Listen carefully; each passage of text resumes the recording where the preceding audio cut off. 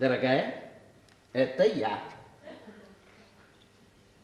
Да, только что вошел в свой номер. Да, все тот же, 13-й. Дома все в порядке?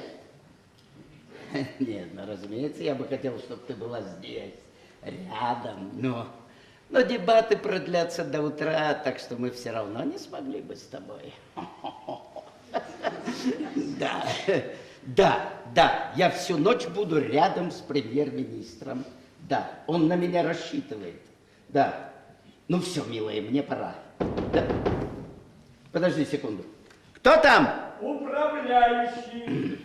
Ну все, дорогая. Все, дорогая, мне... Добрый вечер, мистер Уилли. Виноват.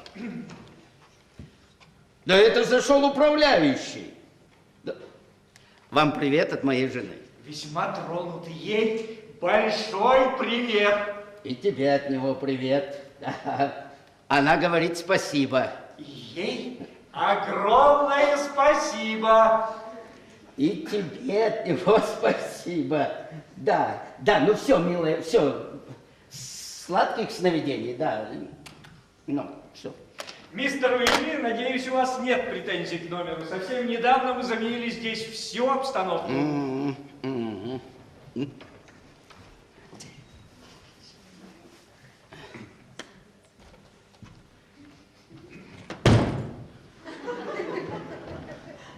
Его тоже неплохо было бы заменить.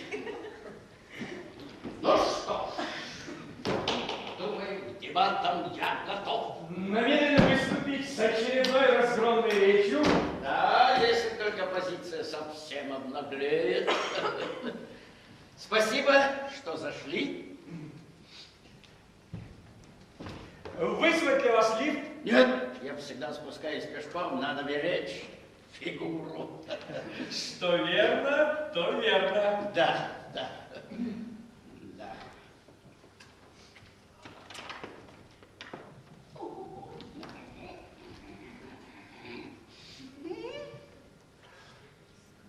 Мисс Уорзингтон, путь свободен.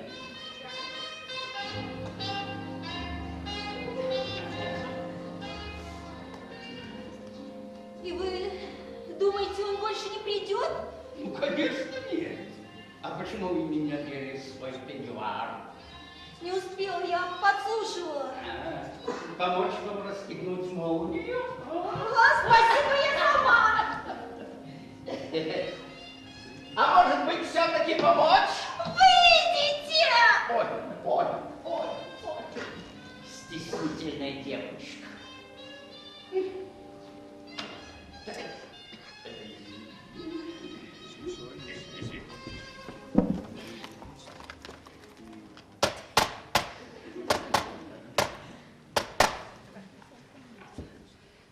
Палата общин, это Ричард Уилли. Моего секретаря, пожалуйста. Джордж, это я. Не ваше дело, откуда. Да, дебаты начались? Слава Богу. Так, теперь слушайте меня внимательно. Я хочу, чтобы меня не беспокоили. Ясно? Да, только в экстренном случае. Да, только если премьер-министр спросит, где этот болван Уилли, вот тогда звоните, да. Но только не домой. Запишите. 071 83 95 097. Мой номер 13. Нет, это не гостиница. Да, это Британский музей. Так хватит дурацких вопросов.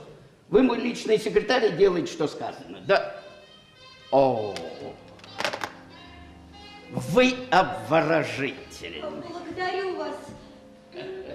Знаете, мне кажется, я поступаю ужасно дурно. Разумеется. Ужасно. Кстати, я тоже переоденусь. Вы позволите? Я в смысле, что вы помощник премьер-министра, а я простая секретарша. Это и есть демократия. Тем более, что я представляю правящую партию, а вы оппозицию. Если бы мой шеф узнал, он свихнулся бы от злости. А, мы тоже, но только от зависти. Знаете, я никогда себе такого не позволяла. Молодец. Я тоже. Ой, мистер Уилли уж кто-кто. Ну, Джей! Джей! И хватит называть меня мистер Уилли. Зовите... А? Называю. Нет, ну, в данных обстоятельствах, я думаю, вы могли бы называть меня, ну, скажем, Огуречек. Нет, Огуречек? нет, ну меня так в детстве звали. Нет, уж лучше буду звать вас просто Ричард. О, в ваших устах это звучит как музыка. Я заказал нам шампанское. Потрясающе. И черную икру. Потрясающе. И 3 дюжины устриц. Устрицы. Говорят, это что-то невероятное. А во сколько вам надо быть дома? А мне вовсе не надо. Я сказала, что поеду к тетушке Розе. К тетушке Розе. Да, она болеет. А телефона там нет. Бедная тетушка. Что, телефона нет? Нет. Так что наш муж не сможет нам позвонить. Какая чудная ночь. А может быть, мы откроем шторы? Ну, давайте откроем шторы. Давайте. Тем более, что отсюда прекрасный вид на Темз. Вид как на Крым.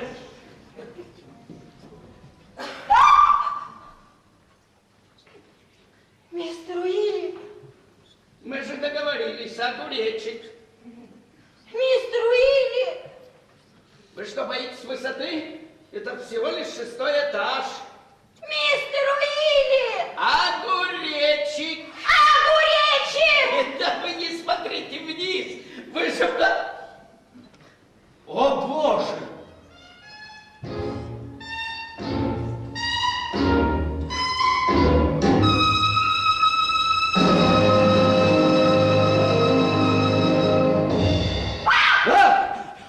Я думаю, музыкальное сопровождение здесь уже ни к чему. Ну... Так, вероятно, эта рама внезапно рухнула и сломала ему шею. О, Господи!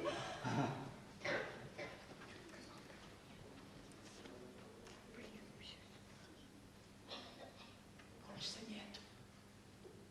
Так он умер, да? Отсутствие пульса обычно обозначает именно это. А он тут давно? Откуда я знаю, когда я вошел, шторы были закрыты. Мистер Уилли, а он еще теплый. Там из Орзингтона он еще теплый. Вид у него ужасный. Ну, конечно, он же умер. Бедняжка. Бедняжка? Скорее всего, это грабитель. Вы думаете? Ну, а кто же еще? Он явно пытался влезть в мой номер. Конечно, грабитель. Проник на балкон, а балкон идет вдоль всей гостиницы. Потом каким-то образом сумел открыть окно и... бац! Наверное, у них это рама с дефектом. Да, но в суд, похоже, он уже не подаст. Так, надо позвонить в полицию. Стоять! Стоять. Мы не можем звонить в полицию. Но мы же обязаны. Ну, как мы объясним, что мы с вами здесь делаем? А? Ну, лично я уже должен быть на ночном заседании в палате общем. Но мистер Уилли, человек умер. А вы думаете, полиция его оживит? Боже, скандал. Если это выйдет наружу, мы на выборах будем иметь голосов меньше, чем у партии нудистов. Нельзя же так. Найти труп и ничего не делать. Хорошо, не хотите в полицию, давайте позовем управляющего. Нет, стоять! Стоять! Это то же самое, это одно и то же. Джейн, вы поймите, я в первую очередь думаю о вас. О своей жене вы думаете, о своей карьере. И о них тоже. Боже, представляю заголовки завтрашних газет. Сексуальная оргия на 3. Помощник премьера, секретарша и труп. Должны же вы хоть кому-то сообщить. Вынуждены. Вот что. Я позвоню Джорджу. Мистеру Пигдену? Да. Ну и что с этим сделает ваш секретарь? Все, что я ему скажу. Палата общей? Это вы ли? Моего секретаря? Да. Джордж, вы мне срочно нужны. Да, к черту дебаты. Бросайте все и приезжайте. Да, какой британский музей? Гостиница Вестминстер, номер 13. Да, и никому ни слова. Слышите? Что с собой брать? Мозги, Джордж, мозги! Кто там? Обслуживание номеров. Я занят. Это, наверное, ваш заказ. Шампанское, икра и устрицы. Я не забыл. Обслуживание номеров. Принесите позже. Боже мой. Обслуживание номеров. Сейчас сюда спешится вся гостиница. В спальню. Быстро. Все потом. Иду. Обслуживание номеров. Заказ номер 13. Иду. Ну, Будь это горячее, оно бы уже остыло. а ну, стоять. Поставьте тут.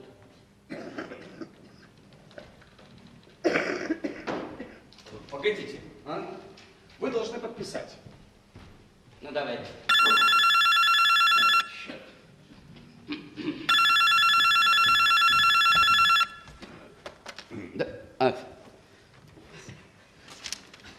Да, да, это я.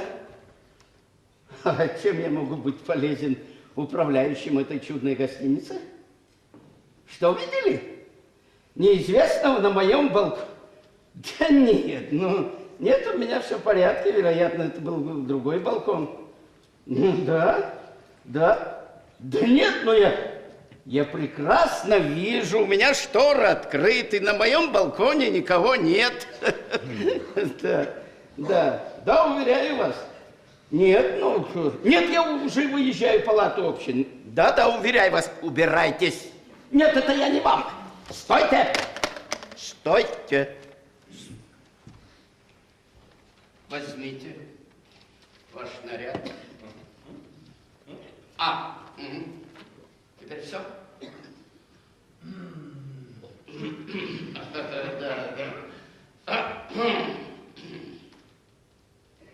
Да. Благодарю.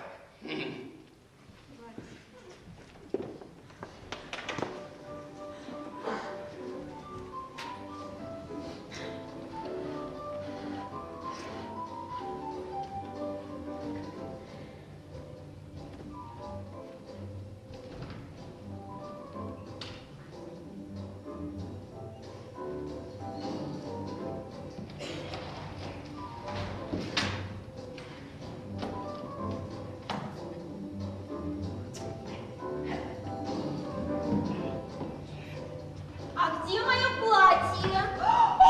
Мистер Уилли, что вы делаете? Танцую фокстрот.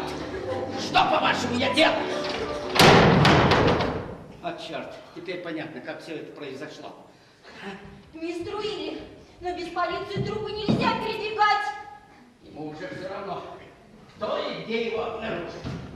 Сейчас придет Джордж, и мы все это уладим. Мистер Уилли, ну это же неправильно. Сейчас главное действовать неправильно, а целесообразно. Все, а вы быстро одевайтесь и домой. Ну, почему не надели платье? Оно тут у вас? Ну, я же бросил вам его в спальне. Вы мне туфли бросили. А платье? Я отдал его официанту. Официанту? Да. Кто там? Это управляющий. Живо, в спальню. А как же мое платье? Все потом. Мистер Уилли. Иду. Пиджак. Мистер Уилли, откройте. Да, иду. Одну минутку. Минутку, говорю. Мистер Уилли. Минутку. Черт.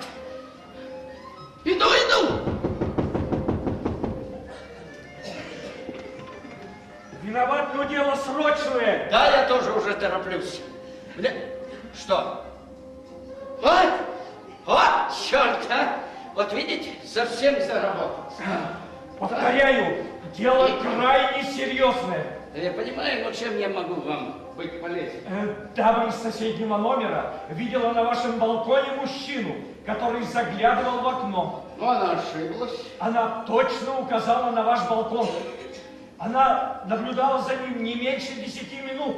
Он стоял на коленях, сунув голову в окно и причем ни разу не шевельнулся. Господи, ну вы же видите, ну здесь у меня все тихо. Не исключено, что в гостиницу пробрался грабитель. Ага. Мне придется пройти в вашу спальню. В спальню? Но ведь балкон тянется и вдоль спальни, и не беспокойтесь, я только взгляну. Ладно. Я распоряжусь, чтобы это окно исправили. Позвольте. А давайте я сам взгляну. Мистер Уилли, я обязан все осмотреть лично. Ну что ж, это долг управляющего. Конечно. Зайти в спальню и лично проверить окно. Благодарю вас. Да, и балкон тоже. Благодарю вас. Да, о, заодно, пожалуйста, уж вот и это. Так. А я пойду посмотрю, кто там.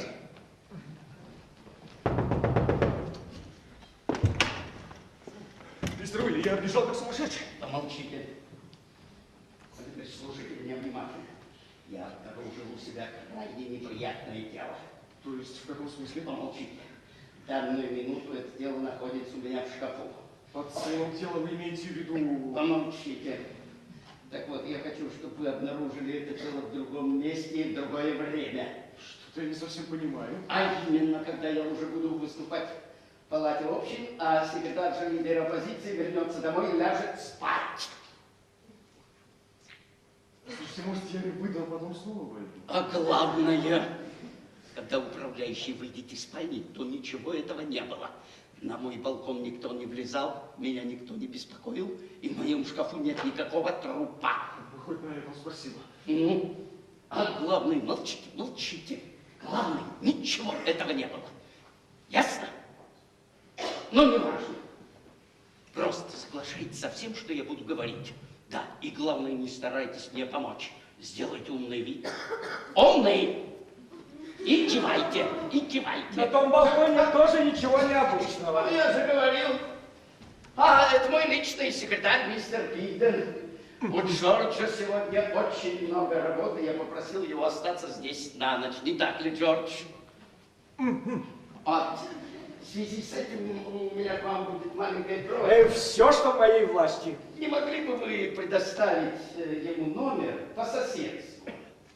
Ну, так, чтобы наши балконы соединялись. Ну, нам надо всю ночь с ним быть в контакте. Понимаете? Ну, верно, Джордж, я говорю. Да. Ну что ж, пойду узнаю, что у нас свободно. Отлично. Заодно сообщу охране про этого типа на балконе. Нет, нет, не советую. Это не лучшая реклама для отеля. Ну. И тем не менее... Да. Вы так думаете? Безусловно. Тот случай, когда слово может повредить делу. Именно. Благодарю вас.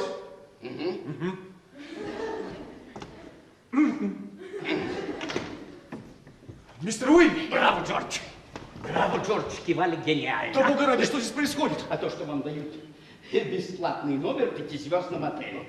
Ну нет, я никогда не ночую вне дома, не предупредив маму. Ну так предупредите вашу мать. Пусть старушка порадуется. Ну? Ну нет, ну мама уже в постели, а потом... Потом ведь есть еще сестра Фостер. Сестра Фостер? Нет, медсестра, она ухаживает за мамой, пока я на работе, и уходит в половине 10. О, Господи, ну так позвоните и скажите, чтоб задержалась. Ну? Ну нет, ну это неудобно, а потом, когда я задерживаюсь, она ужасно волнуется. Мама. Ваша мама волнуется за вас уже 80 лет. А вы должны волноваться за судьбу правительства. Господи, а что случилось? Вы вернули мое платье. Мистер Пигден. Мисс Уорсингтон? Ну, теперь вы понимаете, что случилось? Добрый вечер, мистер Пигден. Добрый вечер, мисс Уорсингтон. Мистер Уилли, да как вы могли? Я еще ничего не смог. Но это не важно. Главное, сейчас вернуть платье, мисс Уорсингтон. Ну хорошо, а где он? Его унес официант. Официант унес платье. А что вы сказали управляющему? Неважно, то амбразуру закроет собой Джордж. А вы сказали мистеру Пигдену насчет трупа? Сказал. А подождите, вы же сказали, трупа нет. Я сказал управляющему, надо сказать, что трупа нет. Чего не понимаю? Ну, управляющий знает, что в гостиницу пробрался посторонний. Но управляющий не знает, что этот посторонний труп. Посторонний труп? Он в нашем окне застрял. А, управляющий. Посторонний! И у него сломана шея. А, ну теперь ты... Слово на шея! Все, я все понял. Идите в спальню и ждите там.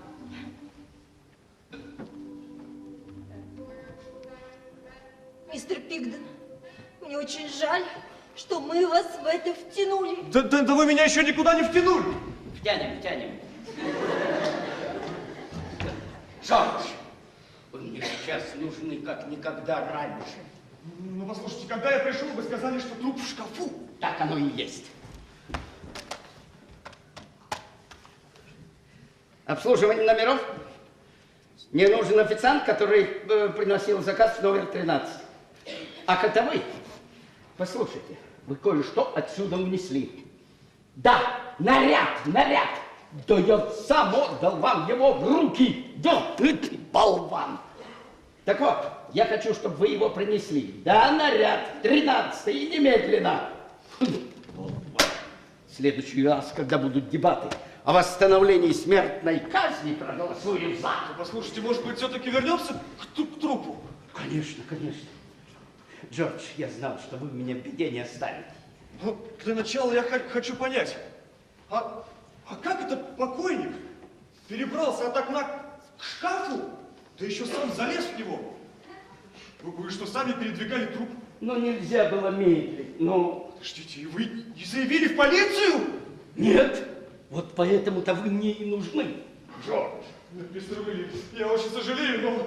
Джордж! Моя жена уверена, что я сейчас в палате общей. Все вылезет наружу, и мисс Уорсингтон, и все. Но вы же вырвали из картины преступления главную улику. Если моя жена узнает про Джейн, она мне вылезет кое-что другое. Вы-то не женаты, вы не можете понять, на что способна любящая жена. Джордж. Забудьте, я женат, мистер Уилли. Я бы своей жене не изменял. Ну, разумеется. Теперь послушайте, что мы с вами должны сделать. Мы? Ну, хорошо, что вы должны сделать? Как только вам предоставят номер, мы перетащим тело. Что вы сделаем? Тело перетащим ваш номер. А когда я уже буду в палате общей, нам мисс Уорсингтон у себя дома, вы откроете штору, обнаружите труп и тут же заявите об этом управляющему. Да как это у вас все просто и хорошо получается? Перетащим тело в мой номер, на мое окно. Вы, мисс Уорсингтон, значит, а несчастному Джорджу Пигдену. Джордж, вы это сделаете не ради меня. Вы это сделаете ради мисс Уорсингтон. Это погубит ее карьеру. Я вам говорил, ваша похотливость вас до добра не доведет.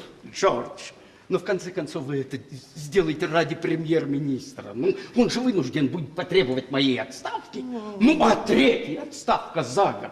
Джордж, мы же проиграем выборы.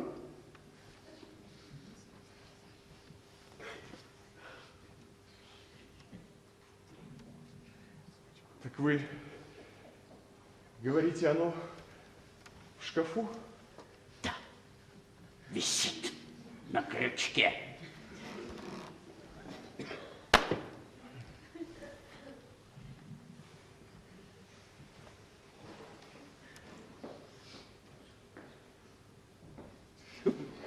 Нервы в кулак.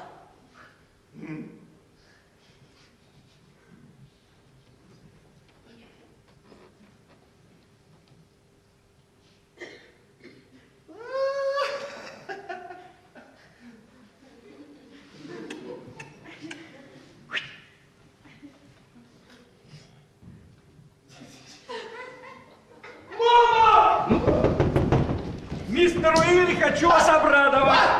У вас превосходные ковры. Я нашел для мистера Пигдена номер. А? А где же он? В туалете?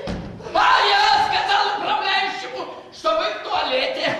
Я приготовил для него номер 13А. Управляющий говорит, что ваш номер 13А. Прямо напротив вашего. А, прямо напротив моего. Не надо так кричать, я все прекрасно.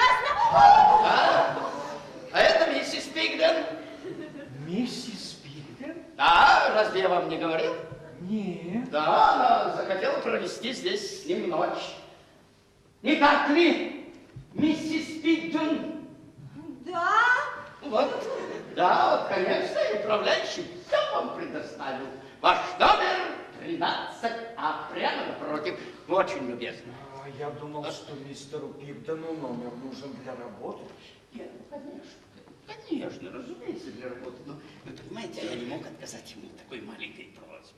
Ну, его можно понять, молодая жена, ну, красивая, да еще номер вашей чудной гостиницы, да еще за государственный счет. А вот он позвонил, и она примчалась со скоростью звука. Понятно. Да. А Вас удивляет, что она вот так не одета? Все очень просто. Миссис Пигден была в душе, мистер Пигден в туалете, все запросто, по-семейному. Не так ли, миссис Пигден? Да, вроде так. Вроде так. А? Не помесара? Простите, не понял? Посетила, посетей. Нет, нам не нужно, можете идти. Посетила, посетей. Да нет, говорю, не нужно, мы сами. Сами посетирайте? Да, сами постилать и постирать, у нас все хорошо, идите. Все хорошо, очень хорошо. Идите, Мария. Большое спасибо, пока-пока. Большое Идите. спасибо, пока-пока. Да. Большое спасибо, пока-пока. Ну. Все, и вам большое спасибо. так я принесу вам ключ от номера 13А. Можете въезжать прямо сейчас. Отлично, отлично. То есть, когда закончите свой туалет. После чего я просил бы вас или мистера Пигдена спуститься вниз и зарегистрироваться. Да, нет проблем, нет проблем. Нет проблем. А я думал, что вы торопитесь на дебаты. Нет, ну я, конечно, разумеется, я жду, пока освободится туалет.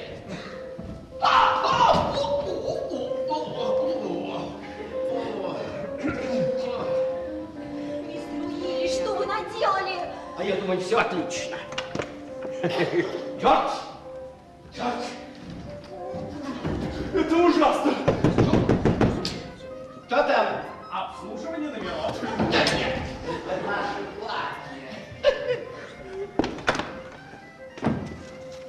платье. Что это такое? Что это такое? Наряд, вы же просили. Что я просил? Когда мистер Уилли говорил про наряд, он имел в виду платье. И черный белый горошек. Черный, белый горошек.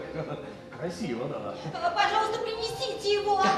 Да, и побыстрее, побыстрее. Хорошо. Управляющий сказал, что кто-то из вас въезжает в номер 13А. Да, вот они, вот мистер и миссис Пигден. Милый. Ну, Ключ у меня только один. вот, прекрасно. Все в порядке, Джордж? А вещи у вас есть? Ай, вещи не нужны, у них медовый месяц. Господи! Да, сегодня утром обвенчали. Джордж, это мой вам подарок. Гостиница. Нет, не вся, конечно, только номер, так что идите и начинайте там свой медовый месяц. А вы уверены, что вашей жене понадобится платье? Да, пожалуйста, принесите. Да, и побыстрее. Давай. Я смотрю, вы даже до ужина не дотронулись. Нам расхотелось, можете забрать. Хорошо. Продам этажом ниже. О, да. Будьте любезны. Прошу вас. Спасибо большое. Мистер Уилли, я вам заявляю, что все это возмутительно. Ваше заявление принято. Идите в спальню, ждите, как только принесут платье, одевайтесь и домой. Мистер Пигден, мне очень жаль, что все так получилось. Ну что, на 7-м небе счастье! Ну идите же в свой номер!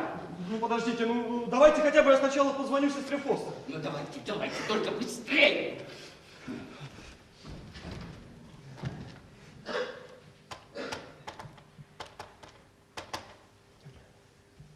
Алло? Мисс Фостер? Добрый вечер. Да, все в порядке.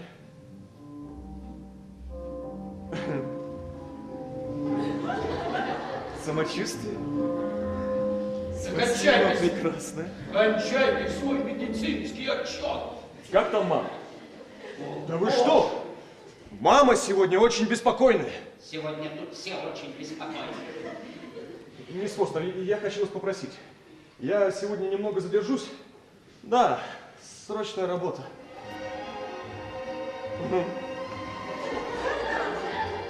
Спасибо.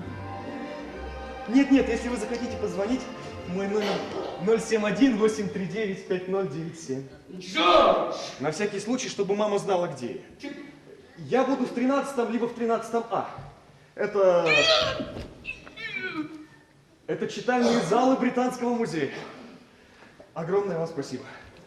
Ну все, слава богу. Теперь идите в свой номер, откройте окно и возвращайтесь через балкон.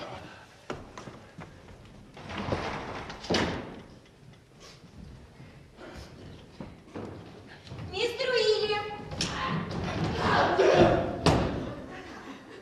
Никогда. Слышите, никогда так больше не делай. Мистер Уильям, я только что сообразила, мне идти-то некуда. Как некуда. Домой. Но я не могу домой, ведь муж знает, что я у тетушки Розы. Так поезжайте к тетушке Розы. Да она в обморок упадет, если я заявлюсь к ней в такое время. Так, тогда может иметь с Пейденом, вашим с ним мамой. Вы что думаете, что я ничего не слышал, что Ну ли? все, ладно, давайте быстрее. Знаете, мистер Уилли, у меня насчет вашего плана большие сомнения. Я нигде не могу найти мистера и миссис Пигден. Мистер Пигден? Что вы там делаете? Вы знаете, нам хотелось полюбоваться видом с этого окна. Да, потрясающий. Ну идем, дорогая, вернемся к себе. Ой, извините. Прошу вас сразу же спуститься вниз и зарегистрироваться. Ой, безумные новобрачные. Похоже, вы так вовсе не попадете на дебаты, мистер Уилли. Ну да, но я прежде всего хочу попасть в туалет.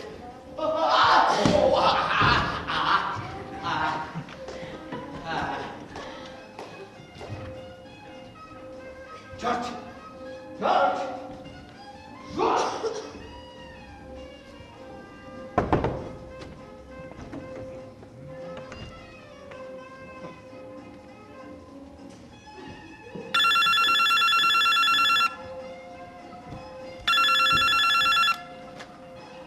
Алло. Да, это номер 13. Почему читальный зал? Нет, номер правильный, только это не Британский музей, это гостиница. Мадам, уверяю вас, если бы я работал в Британском музее, я бы это знал. Кто-кто? А, Пигден. Ну да, это другое дело, мистер Пигден у нас есть. Ему что-нибудь передать? А что мама беспокоится? Ну вы не волнуйтесь, передайте маме, пусть не беспокоится. Скажите ей, что ее парень проводит свой медовый месяц на всю катушку.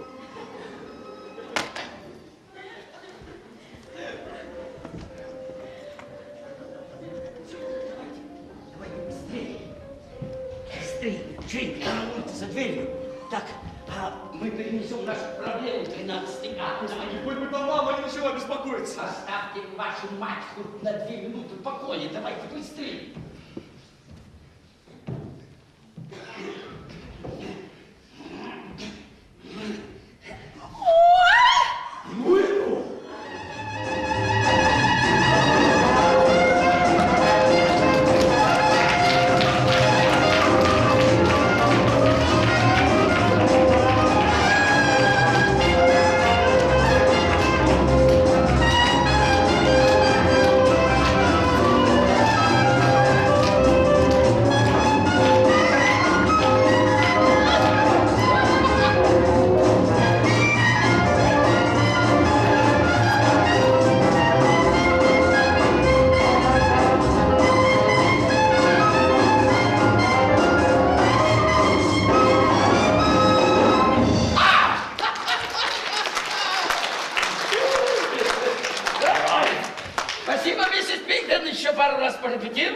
будем готовы к концерту на конференции консерваторов. О, правильно! Джордж, вам с вашим братом следует отдохнуть. Вот, это вот Фред совсем раскис. Он просто в отключке. Да? Не надо было давать ему столько пить. Фред был шафером на свадьбе у Джорджа утром. И вот перебрал. Ну ничего, Фред, все будет нормально, все в порядке. Я слушаю вас. Я принес ваше платье. Да, о, как хорошо, вы очень любезны. Да. Понятно, понятно. Прошу вас. Прошу. Прошу. Вы знаете, если нам что-то еще понадобится, мы позвоним и обязательно вызовем вас.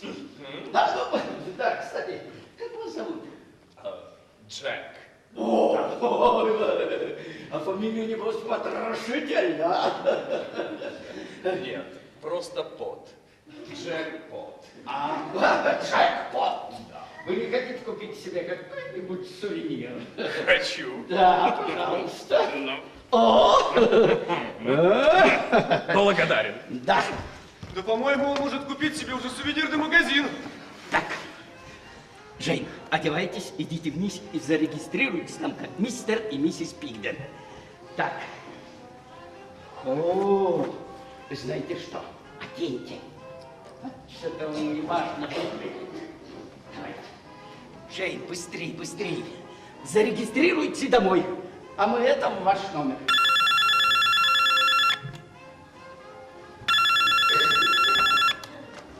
Да? Сестра Фостер? Сестра Фостер?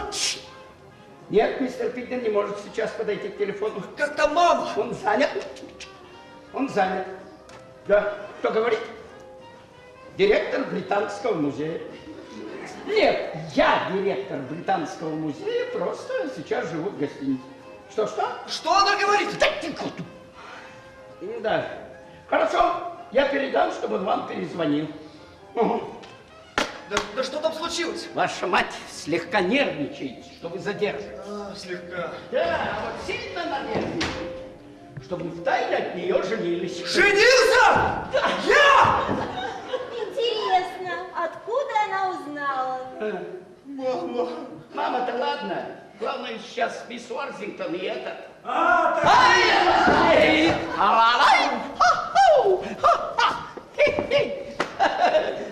Готовить концерт на конференции консерваторов.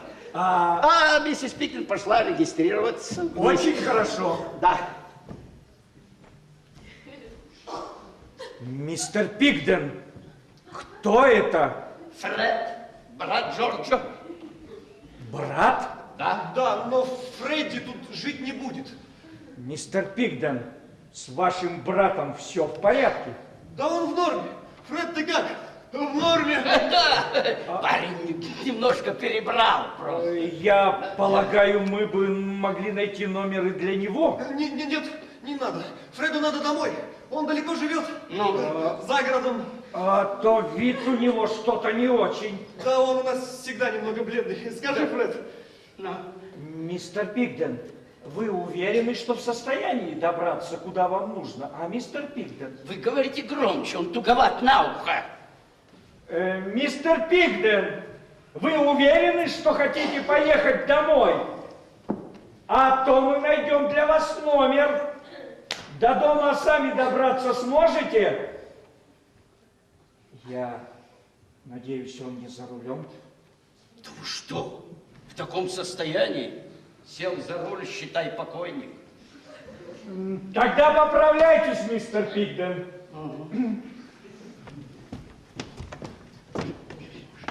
Вы гений, Джордж. Давайте быстрее ваш номер. Да это уже без толку. Почему? Почему? А вы не понимаете почему? Да потому что управляющий теперь знает того, как моего брата Фреда.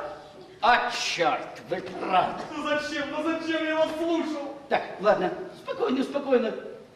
Теперь мы в этом замешаны точно так же, как и я. Да, а кто сейчас? занимался левовещанием с трупом. Да, ну! Кто подтвердил мое вранье про молодую жену и медовый месяц? Да, ну! Да, и про братца алкоголика. Скажу одно. Я в жизни больше не проголосую за нашу партию. Ладно, успокойтесь. Все нормально. Что, собственно, видел управляющий? Лица вашего брата он не видел? Так, одежду, очки там. Ну и что? А то, что если его переодеть как-то иначе, то когда вы его обнаружите, управляющему и в голову не придет, что это ваш брат. Вы что, переодевать труп? Да ни за что! Да сейчас не до церемонии, Джордж. Лучше отправьте его обратно в шкаф. Ну а вы-то что делаете? Звоню потрошителю. Алло? Джек? Джекпот? Да, это Уилли. Да, тот самый богач из 13-го. Слушай, Джек, у меня к вам просьба. Не можете достать нам, там одежду какую-то ненужную, если есть. Там брюки, ботинки, пиджак. Джордж! Да. Отлично. Да, тащите все в мой номер, да. Мы собираем одежду для сирот. Да. Кто там? Это я, Джейн, скорее. Почему вы не уехали? Потому что там внизу Ронни. Ронни? Мой муж. Муж? Он же дома. Он внизу. Я чуть не умерла. Счастье, что он меня не видел. А что он здесь делает? Понятия не имею. Я знал! Я чувствовал! Ну, хватит, спокойно, успокойтесь и встаньте с колен. В роли молящих вы с вашим братом неубедительны. Да? По-моему, нам только и осталось одно – молиться!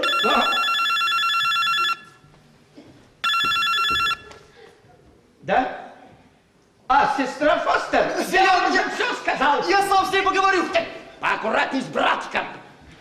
Так, да, мисс Фостер, перестаньте надоедать мистеру Пигдену.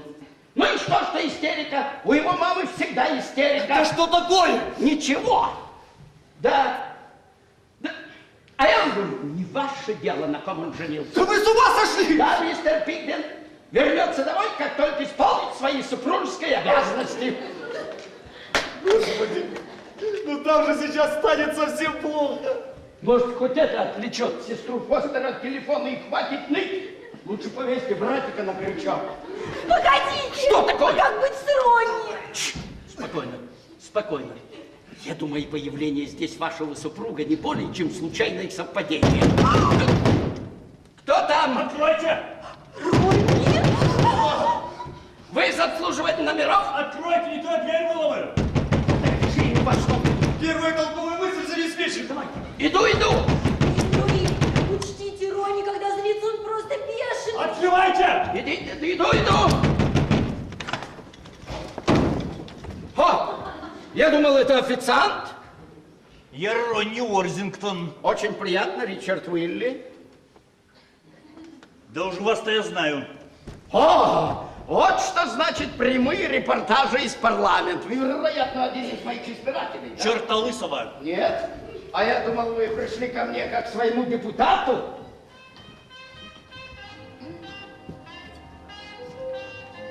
Я муж Джейн. Джейн Уорзингтон. Вашингтон? Секретарша Диана. Что-то не припомню. Ну хватит придуриваться, я знаю, что она у вас. У меня в номере помощника премьер-министра. Кончайте врать, говорю, давно вас выследил. Вы следите? Сидите чаепитие здесь, сидите А, кафе. Ах, это мисс Орзингтон, да? Что-то припоминаю, да. Секретарша. Милейшая Не девушка. знаю, чем вы с этой милейшей девушкой занимались. Стенографией, у нее замечательная рука. Ну хватит! Стенографии! Она и секретарша-то не ваша. Уж когда она мне стала вешать всюду лапшу насчет бронхитовой тетки. Нет, если вы хотите сказать, как я полагаю, вы хотите сказать... Я хочу сказать, что ее тетка живет не в гостинице. Посетитель. Постель? Ну уж нет, постели здесь больше не будет. Убирайтесь! Спокойно? Ой, барс Большое спасибо, пока-пока. Большое спасибо, пока-пока. Большое спасибо, пока-пока. Послушайте, юноша. Сейчас Я... дам юнош. Что? Мистер Бейкер шел за вами по пятам и все видел. Мистер Бейкер? А кто он такой? Частный детектив, я его специально нанял. Частный детектив? Я остался на улице. А он по пожарной лестнице полез на балкон, чтобы забраться через окно и заснуть вас на месте, понятно? Что вы хотите сказать, что он влез на мой балкон? Именно. Открыл мое окно? Да что? О, Боже! Да что не сомневайтесь, он уж все видел. Нет, ну хорошо, вы не знаете наверняка, что ваша жена в гостинице. Да еще как, знаю, я прямо напротив входа в гостиницу стоял и видел, как она сюда шмыгнула вслед за вами. Ну хорошо, допустим, вы ее видели, да? Не допустим, а видел. Так знаете, она шла не ко мне, она шла к Пигдену!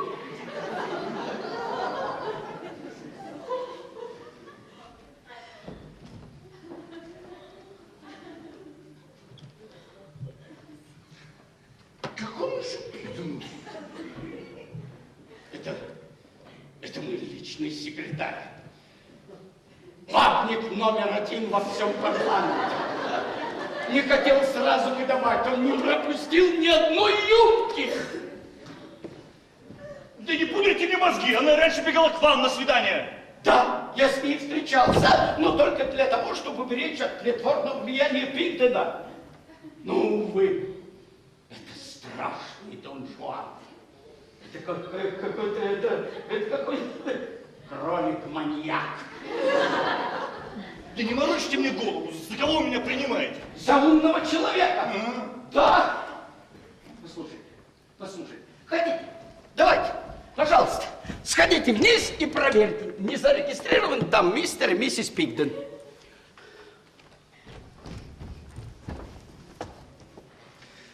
Ну, если вы врете. Ронни, мне это тоже неприятно, как и вам. Ронни! Мне даже больше неприятно, чем вам. Как вы сказали, его зовут? Пигден. Джордж Пигден. Да, мне неприятно, что за вашей спиной. Ронни! Если вы врете. Нет, я вру, я депутат парламента. И не забудьте, у меня еще есть мистер Бейкер. Про Бейкера я никогда не забуду. Он мне все скажет. Он ничего не скажет, уверяю. Напротив, я считаю, Нет. все мне скажет.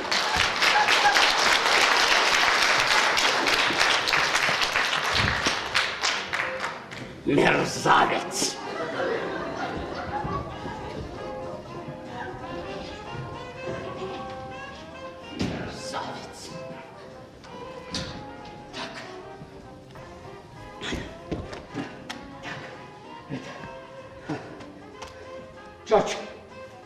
Джордж, хватайте Джейн и быстро сюда. Да, Ронни помчался вниз в портке, сразу побежит к вам. Долго объяснять. Но если он вас там застанет, то у нас уже будет 2 трупа. Кто там? Обслуживание номеров. О, Одежду заказывали? да, спасибо. Да, конечно. Знаете ли, в этом костюме я женился. Да, короче. Джек, вы знаете, обстоятельства несколько осложнились. О, это очень хорошо. Да, нам нужна инвалидная коляска. Коляска? Да, кресло-каталка. Подождите, а что здесь кому-то плохо? Тут всем плохо. Но в коляске нуждается только один. Они что, не знают, что в номер можно входить и через дверь? Ну, что у вас тут было? А, вы решили провести медовый месяц на балконе? Так вы оставьте в покое. Вы скажите, вы коляску достанете? Ну, вообще-то у нас было несколько, но это на всякий пожарный случай. Вот сейчас именно тот случай. 10 фунтов, думаю, хватит. Ага. Джек, вы у меня уже все деньги вытянули. Ну, тогда не надо денег. Спасибо, Джек. Можете просто выписать чек.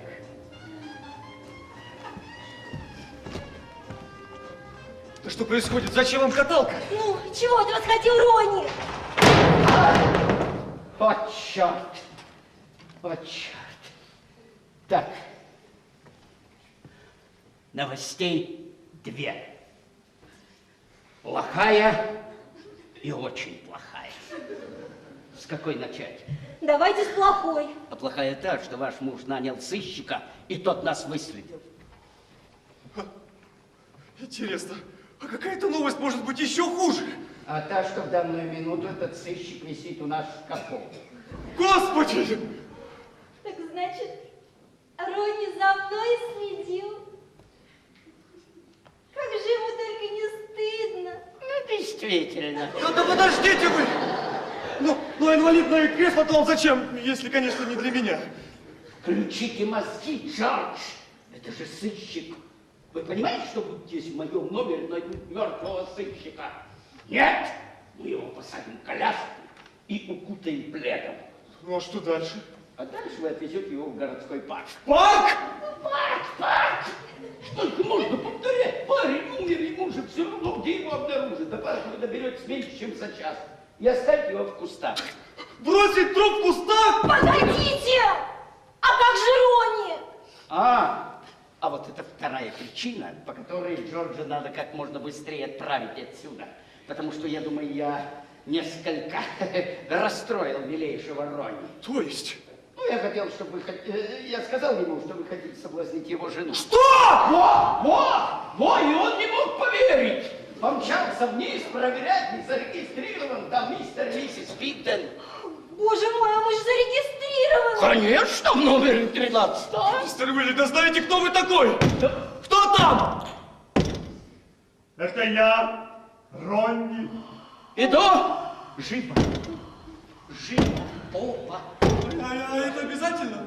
Выбирайте, мертвый сыщик или живой Ронни. Ну, откройте же! Мертвый сыщик! Быстрее, возьмите, переоденьте его, Это еще зачем? чтобы затруднить опознание. Вам надо быть инструктором ума! Я знаю. Иду. Ронни. Вы правы. Они в номере 13А, прямо напротив вас. Прямо напротив? Но это уже наглость. Я стучал, но они не открыли. Не открыли. Нет. Тогда я сломал эту проклятую дверь. Ни черта себе. Ни черта. Что мне? Нет! Ты кто?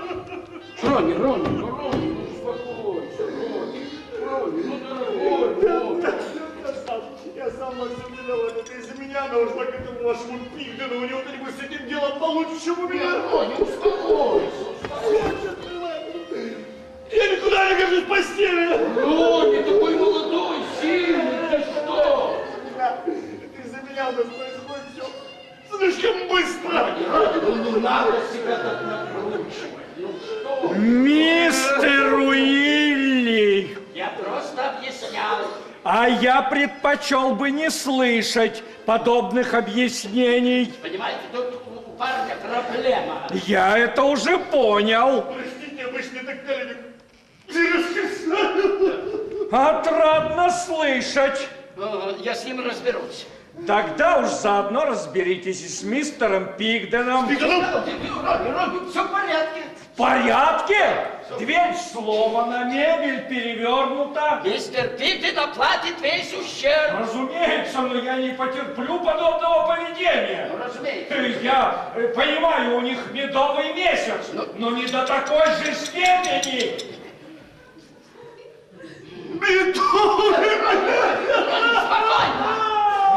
И при этом ни мистера Пигдена, ни его жены нигде нет. Ну, возможно, ужинать надо спуститься в ресторан. А вот и мы, ваша коляска. А вам тут что нужно? Доставляю заказ. Для кого это? Для кого это, мистер Уилли? Вот, для нашего молодого друга. У нас новенький. Можете идти.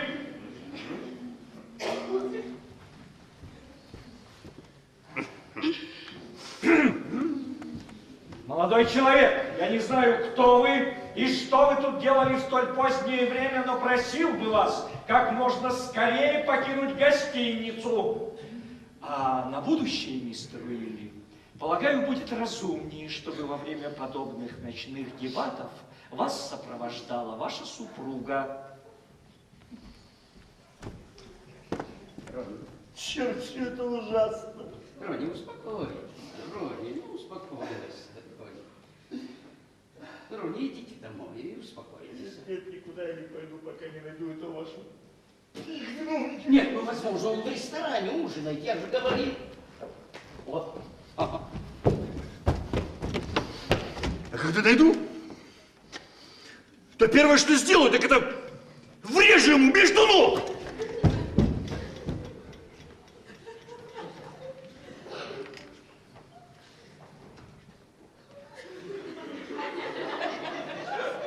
Вы тут хоть что-нибудь слышали?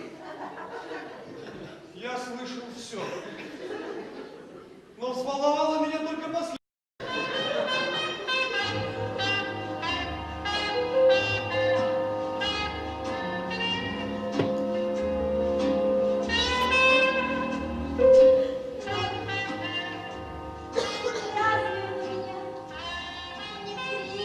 Прелесть.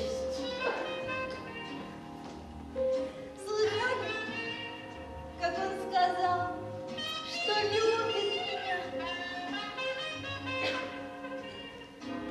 Он раньше никогда так не говорил о наших маленьких проблемах. Послушайте, разбирайтесь с ним проблемами с вашим семейным врачом. Вы его переодели? О, Боже, это что такое? Там было темно. Ну, давайте, посадим его сюда. Хорошо, что в темноте будет плохо виден. Давайте, давайте. Так, давайте. Так, а вы срочно по пожарной лестнице и домой. А что я скажу Роне, когда он вернется? Скажите, что Пипин затащил вас сюда силой. Ну, спасибо. Ага. Не знаю, смогу ли я сейчас выдержать встречу с Рони. Ну, тогда возвращайтесь в парламент. Но не могу же я спать в парламенте. Почему? Депутаты же спят. Ну, так, а вы срочно в парк. Я пойду вызову лифт, буду его держать.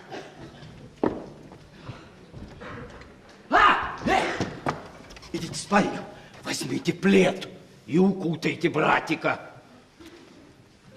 Давайте, давайте. Знаете, мистер Уилли, а вы редкий циник. Послушайте, Джордж, если вы когда-нибудь женитесь, вы всегда сможете рассчитывать на меня. Слышите? На меня. Если меня встретит Ронни, о женитьбе можно будет уже и не думать. А, ну понятно, конечно.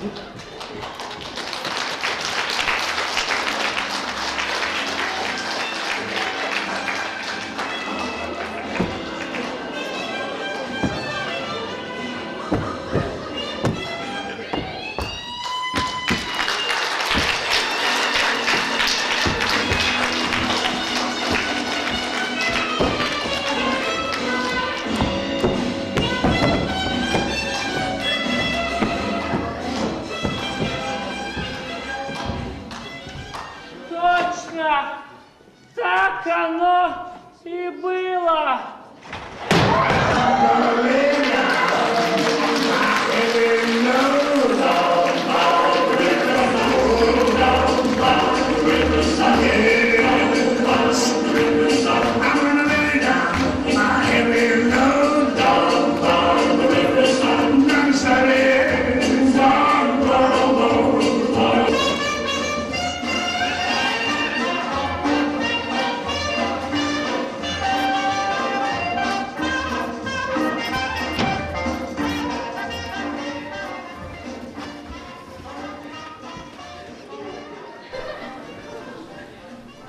Мама! Ну что вы копаетесь, я там лифт держу. Ну, Его нет. кого нет? Его. Да, а где же он? Не знаю. Черт! Как вы умудрились потерять труп? Это я его не терял, он сам. Вы пошли вызывать лифт. Я пошел в спальню, взял плед, вернулся. Да черт подери, да я же всего лишь 6 секунд отошел, он же здесь был, сидел тут в кресле, в костюме. Черт! Оба.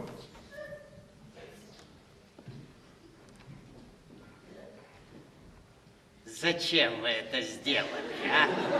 Да я ничего не делал! Но ведь он опять там, где был час тому назад. Да я вам клянусь, последний раз я видел его в этом самом кресле! Да? Все ясно. Значит, кто-то пронюхал. Пронюхал? Кто? Не знаю, но чувствую, тут пахнет шантажом. Вы думаете? Да? А иначе зачем этот кто-то засунул его обратно, а? А? Проще было вызвать полицию или местную охрану. Господи, ну за что? Ну я же хотел провести этот вечер дома с мамой! Да оставьте вы вашу мать в покое, лучше идите помогите. Что вы делаете? Возвращаемся к плану А. Что это еще за плана? Городской парк. А если правда кто-то пронюхал? У нас нет выбора. Ну вообще-то есть. План Б. Что это за план Б? Рассказать правду. Вы совсем с ума сошли? Ну да, для вас это, конечно, странно. Но некоторые так и делают. Да все же просто ясно. Вы, мисс Уорсингтон, нашли труп. Вот и все. Да вы знаете, что будет, если после всего, что здесь происходило, мы обнародуем правду? Вы хоть бедного Рони пожалеете. Он же выбросится из окна. Фу. Чего-то не хватает. Смотрите, на нем же были эти очки. Теперь они в нагрудном кармане.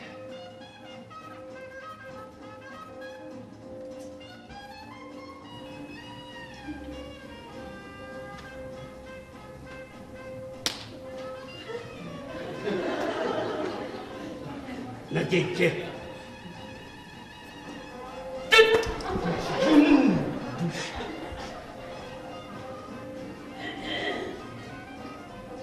Это еще один привет от шантажиста. Чувствую, скоро мы получим от него записку. Записку? Да, с требованием денег.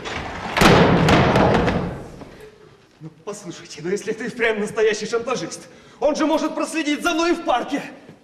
Это риск, на который мы вынуждены пойти. Мы! Вам хорошо говорить. Мистер Уилли, В чем дело? тут вам записка От кого?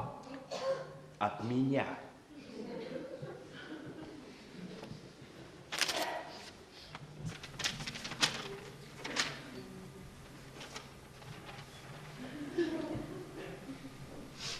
Вот, ну,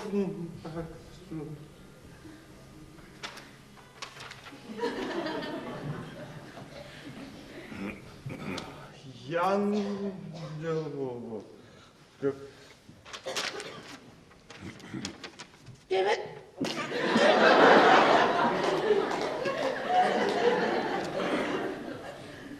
Инвалидная коляска одна. 10 фунтов. А я гляжу, вашему брату стало хуже. Да, бедняга-то уже отмучился. А, да, то есть отрубился. Не стоило ему так отплясывать. А ну разве его удержишь? Я извиняюсь за любопытство, а зачем он надел мой свадебный костюм? Собирается на свадьбу. Да, так он же вроде был уже на вашей свадьбе. А он собирается теперь на свадьбу к другому брату. Так что, у вас еще один брат есть? Да, еще один брат, Альберт. И он тоже сегодня женится, да? Да, Альберт и Джордж, они же близнецы. Куда один, туда и другой. Не нашел ни этого мерзавца, ни моей жены, нигде нет.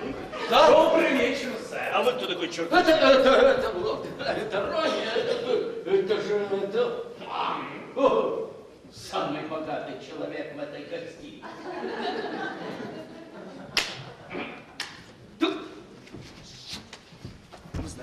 Вы знаете, по-моему, от меня где-то прячется. Рони, я думаю так.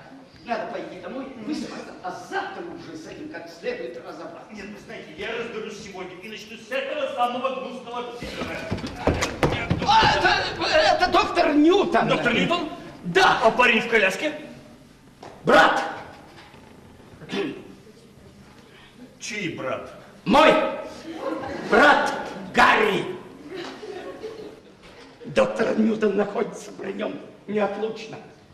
У брата полная потеря рассудка. Шизофрения.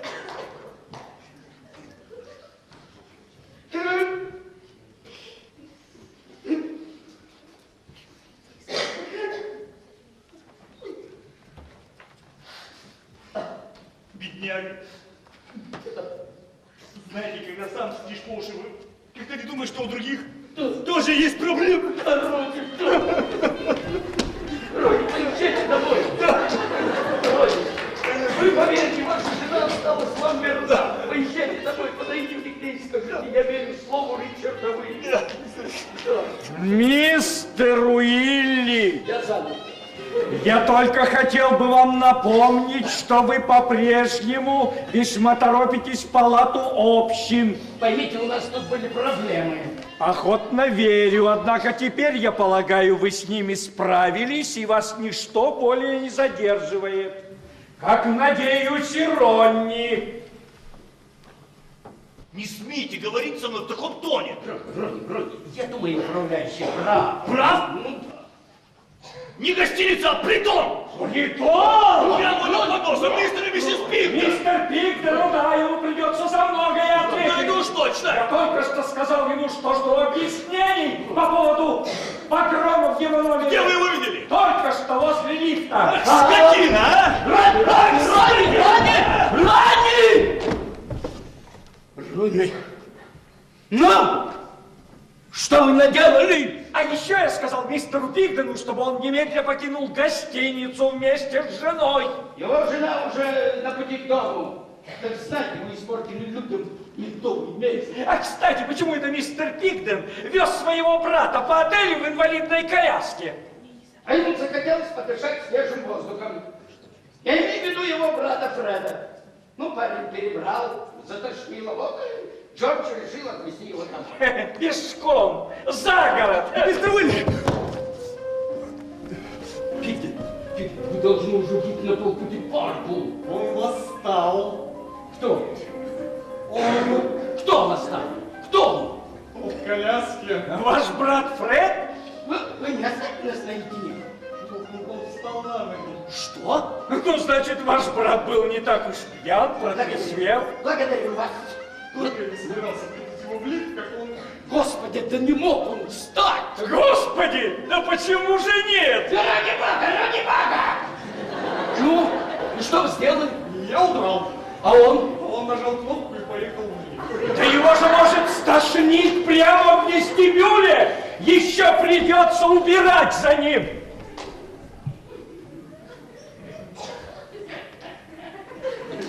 Он мерзавец, не умер. Вот и все. Вы думаете? Да, это для нас не очень хорошие новости. Да вы что, очень даже хорошие.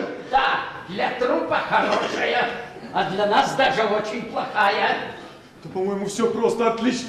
Мне теперь не надо везти его в парк. Поеду домой, сменю сестру Фостер. Да? Вы от радости совсем перестали соображать. Если он жив, он же все может рассказать про меня и про мисс Уорзингтон. Да, вы случайно не встретили там в коридоре Ронни? Встретил. Мне показалось, он был в ярости. Да нет, вам не показалось, он ищет этого негодяя Питера. Ну да, меня. Да нет, про вас-то он думает, что вы Ньютон. Ньютон? Ну да, доктор Ньютон. Да, короче говоря, нам надо отыскать этого сыщика раньше, чем его отыщет Ронни, и все откроется. О, черт! Что? Я же сказал Ронни, что сыщик это мой брат Гарри, шизофреник. Ну все-таки разнообразие. Другим-то вы сказали, что это мой брат Фредди, алкоголик. Ну ладно, ладно. Короче говоря, если этот сыщик здесь появится раньше, чем я вернусь, постарайтесь его не выпускать. Легко сказать. Ну хорошо. А если здесь появится Ронни, Тогда что? тогда храни вас Господь. Мистер Уилли, А? у меня к вам маленькая претензия. Маленькая Да. к моему секретарю. Я с таким трудом раздобыл вот эту коляску. Я вам очень благодарен. А ваш брат взял и бросил ее в лифте. Фреду она больше не нужна. Ну, тогда я ее заберу. Конечно. Да. Но я буду держать ее наготове, потому что, смотрю, у вас тут всякое может случиться. Спасибо.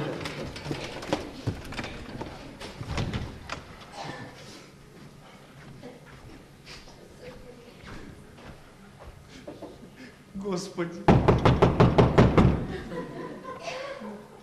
Кто там еще?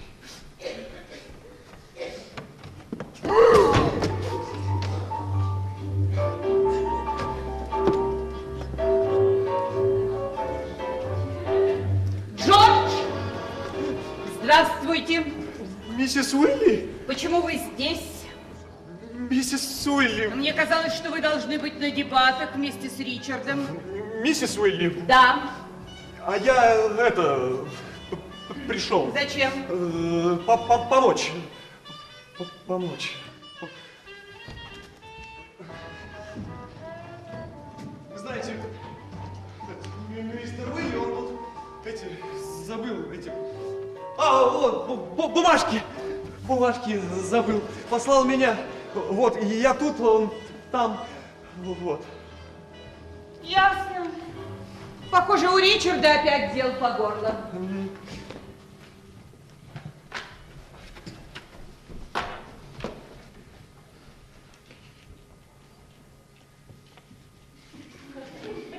Да и у вас, я вижу, был нелегкий день. Надеюсь, ничего страшного не случилось. Да нет, что вы. Кто там? Обслуживание номеров. Обслуживание номеров. Нет, я подумал, может быть, все-таки я вам ее оставлю. Нет! С моей ногой уже все в порядке. Вот только слегка прихрамываю. Спасибо огромное, вы мне очень помогли. Очень! Мне в жизни так не было хорошо. Мне уже замечательно. Вы знаете, просто великолепно. До свидания.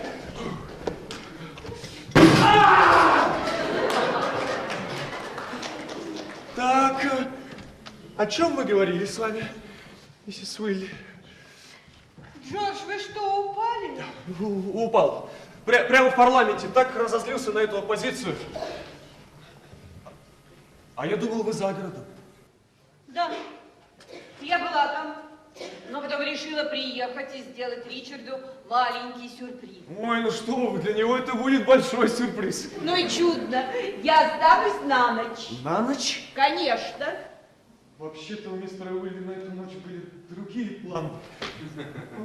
Ну, то есть я имею в виду ночное заседание, оно продлится почти до самого утра. Я знаю, но мне хочется послушать выступление Ричарда. Как вообще ситуация? Лучше не спрашивайте. Подождите, какая ситуация? На дебатах, как там дела у правительства? Ах, у правительства! Великолепно! Там все замечательно, это же правительство. Я могу поехать в палату общины, послушать выступление Ричарда с галереей для посетителей. Нет, это невозможно. А могу взять бокал вина, включить телевизор и слушать дебаты прямо здесь. Нет, только не здесь. Почему?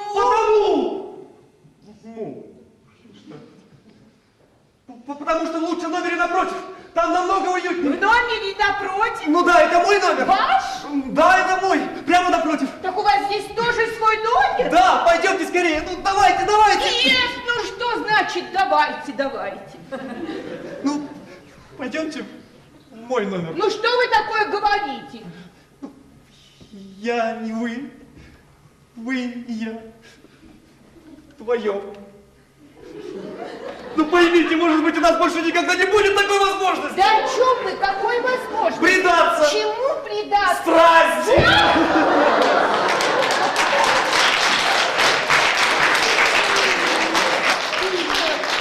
Вы сводите меня с ума.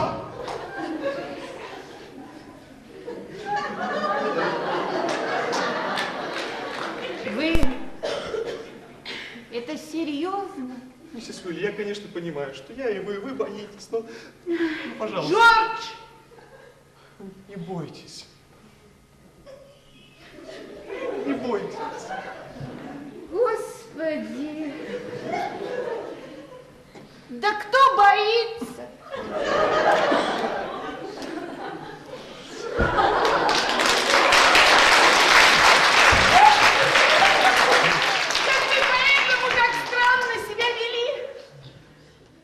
Да, я скрывал свои чувства.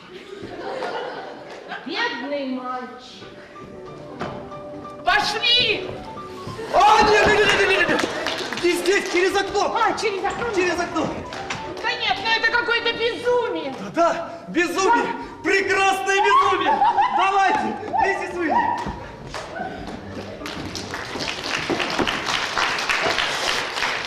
А черт, этот сыщик как сквозь землю провалился. Джордж! Джордж! Мистер Уилья, Да почему вы до сих пор здесь? я заблудилась. Заблудились? Я спустилась по пожарной лестнице, как вы мне сказали, и вышла не на том этаже. Но А там был Ронни. он вас видел? Да нет, я убежала. А где покойник? В последний раз его видели в лифте. Он спускался в вестибюль. Что? Да, наш покойник вовсе не покойник. Но если, да, не покойник, но если ему удастся повидаться с вашим Ронни, то покойниками будем вы. Так, давайте быстрее, возвращайтесь. А где мистер Пигден? Понятия не имею. Ну, надеюсь, хоть он зря времени не теряет.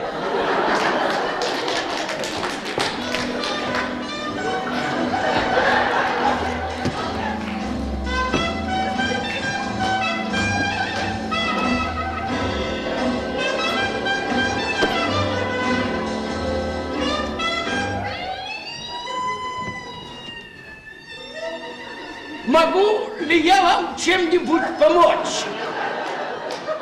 Да, честно говоря, не знаю. Тут такое дело, у меня вроде как память отшибла. О, заходи, мой друг, заходи.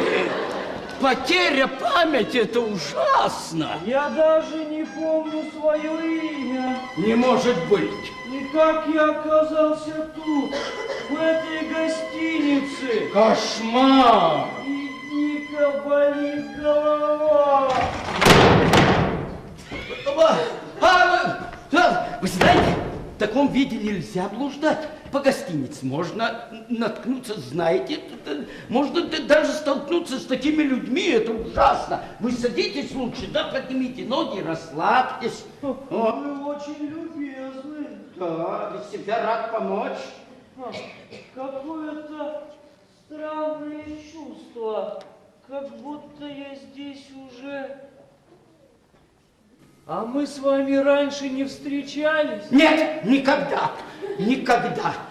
Сейчас должен прийти мой коллега, он врач, он, я думаю, вам сможет помочь. Врач, это хорошо. Да. Это мне повезло. Да, вот и он, доктор, я уже стал волноваться. Слава богу, вы здесь! Она свалилась прямо как снег на голову! Доктор Ньютон, сперва о главном. Хорошо, она сейчас в моем номере ждет, когда я с ней при танце. Доктор Ньютон? Доктор Ньютон, я думаю, вы сможете помочь этому бедняге. Господи! Так, Фу ты, я думал, он опять... спокойно, спокойно. Доктор Ньютон вам поможет. Это крупнейший психиатр. Кто? Да, спокойно, доктор Ньютон, спокойно. У бедняги полная потеря памяти, понимаете? В каком смысле? Какой-то бред. Я даже не помню, как меня зовут. Отлично! Ну, то есть вот ужас-то. Ну, А вот комната кажется мне знакомой. И окно тоже. так, я думаю, доктор Ньютон, я думаю, надо уложить пациента в постель. Это хорошая мысль. В вашем номере. А вот это не очень хорошая мысль. Но здесь же все время люди. Там уже тоже. Что-то я вас не понимаю, доктор Ньютон. Я же пытаюсь вам объяснить. Потом объясните, доктор, потом. Сначала надо уложить пациента в постель. Ему нужен режим, строгий постельный режим. Жене удалось удрать, а Пигдена я вообще нигде не нашел. Вы загляните еще раз в 13 А. Точно. Нет, его там нет! Ну пусть посмотрит, а вдруг там. Нет, я видел мистера Пигдена 5 минут назад. Видели?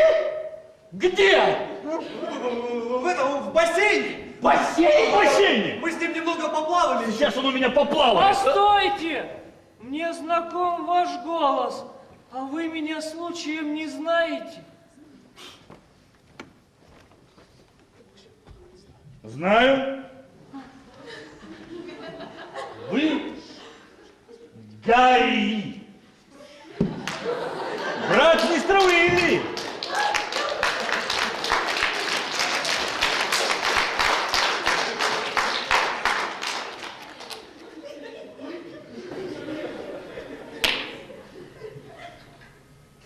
Чокнутый.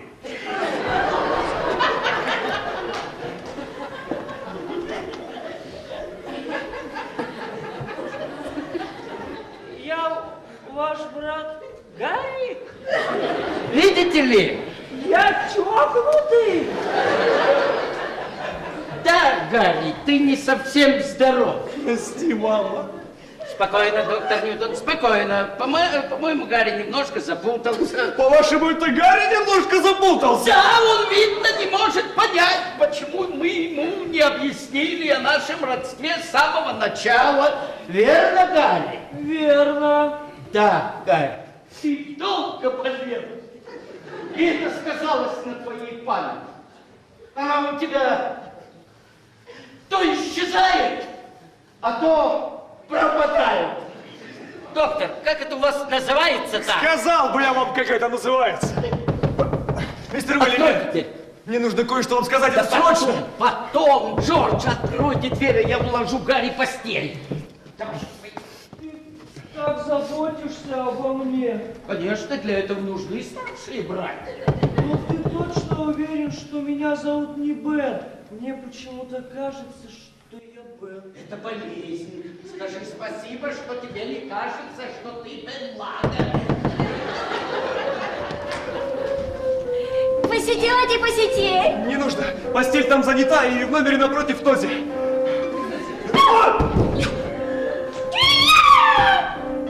Большое спасибо, пока-пока. Большое спасибо, пока-пока. Большое спасибо, пока-пока.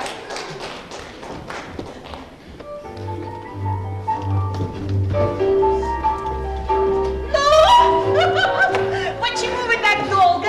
Вы же сказали, что возьмете халат Ричарда. А я нигде не могу его найти. Ну идемте же, я заказала шампанское, икру и устрицы.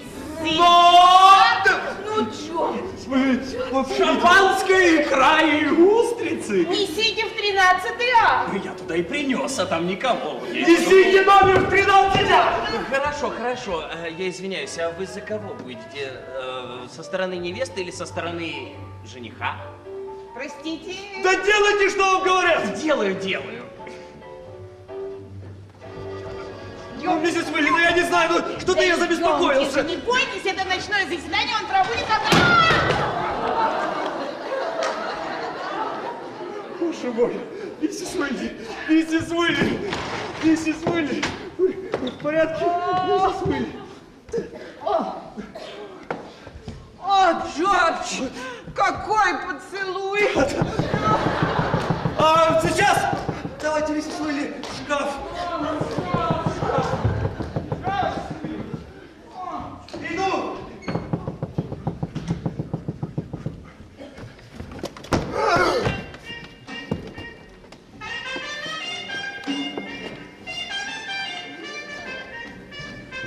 Сестра Фостер. Ну? Что вы можете сказать в свое оправдание? Сестра Фостер. Ваша бедная матушка переволновалась до смерти. Я просто удивлена. Я потрясена. Сестра Фостер. Ну, я ведь всегда вам полностью доверяла. Разумеется, до сегодняшнего дня. Сестра Фостер. Да как вы могли жениться? Никому ничего не сказать. Тем более, когда ваша мать в таком состоянии. Сестра Фостер. Все не выяснит. Сестра Фостер, да я вам все объясню, но это будет, когда я вернусь домой. Нет. Я намерена выслушать объяснение немедленно. Джордж, какой поцелуй! Извините, я дверью ошиблась.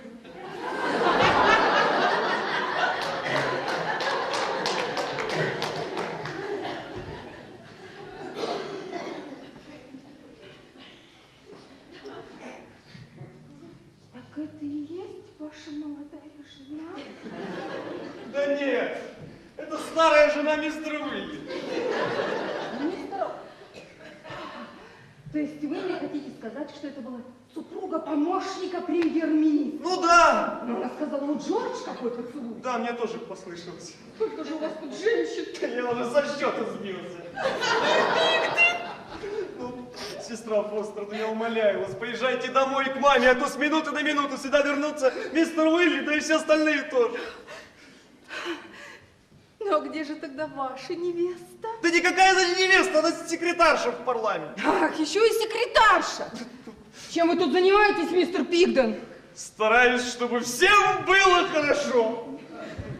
Ну, сестра Фостер, да я умоляю вас, поезжайте домой к маме.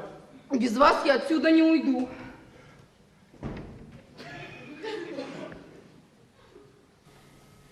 Хорошо.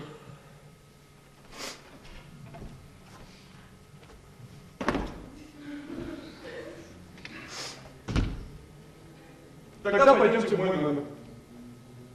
С какой стати? Пойдемте, пойдемте. Зачем? Чтобы предаться страсти. Чему? Чему предаться? Страсти. Сестра Фостер. Страсти.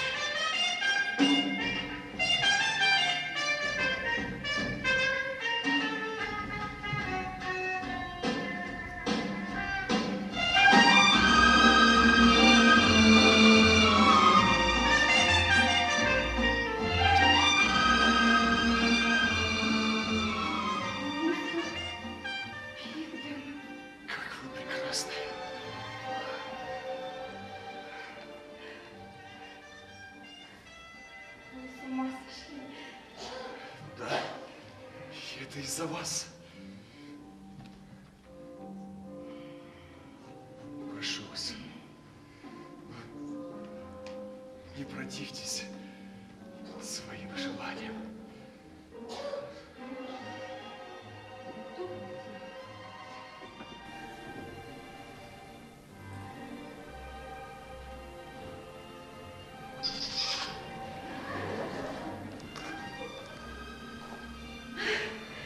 Я всегда чувствовала, что у вас что-то есть.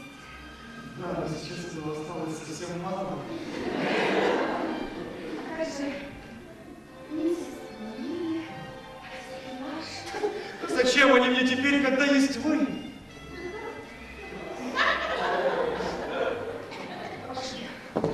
Да, не, через окно! Через окно? Да, через окно. У нас здесь это ходит. Прошу. Да. Вы знаете что, сестра Фостер, идите в номер и ждите меня, а я здесь улажу дела с миссис Уилли и приду к вам. Ну что же, я отвечу вам тем же. Да, да хорошо. Ну, знаете что, скорее, сестра Фостер, поскорее. Теперь вы можете называть меня Глэдис. Глэдис? Чудесно. Глэдис. О, Глэдис, осторожно!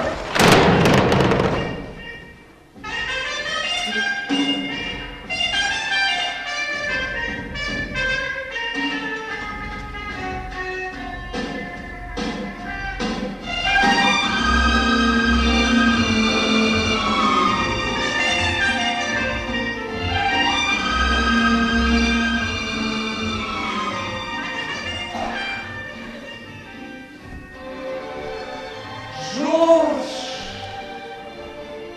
Ты не добрался до дружбы все эти годы. Вы скоро.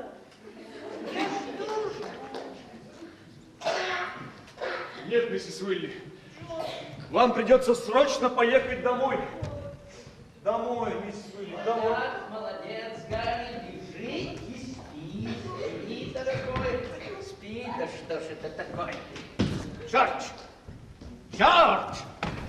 Мистер Уилли, вы должны подписать. Что это? Счет, шампанское, икра и 3 дюжины устриц. Я ничего этого не заказывал. А это не вы, это мистер Пигден. Пигден? Ну да.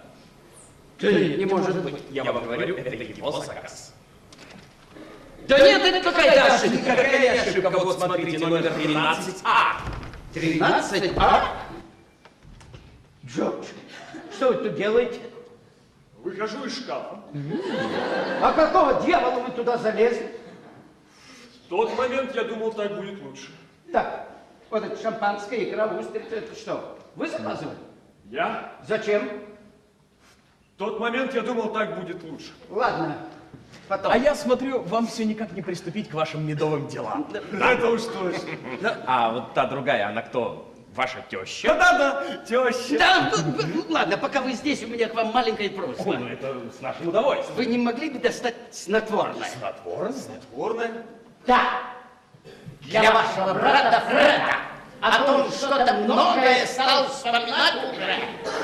И чем сильнее, тем лучше. Ну, вообще-то у горничных наверняка есть. О, принесите побыстрее. Не окажете ли честь? Не воображайте, что получите сегодня и всю мою зарплату. Ну, всю, не всю.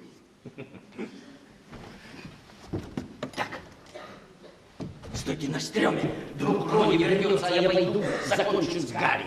Мистер Уилли, мне нужно кое-что вам сказать. Ну что? Ваша жена? Ну что моя? Ну что моя жена? Она в шкафу. Ну и очень хорошо. Что? Памела? В шкафу? Да, в шкафу. Полотенце. Полотенце? Ну да. Жена ваша в шкафу, в полотенце. Памела? Полотенце? В шкафу? Ну да. И что там делает полотенце в шкафу?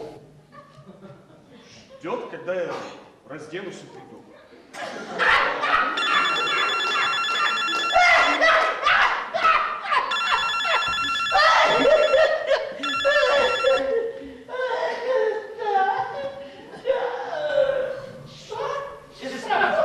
Дайте я сам с ним поговорю. Или в шкаф, а сам вдруг.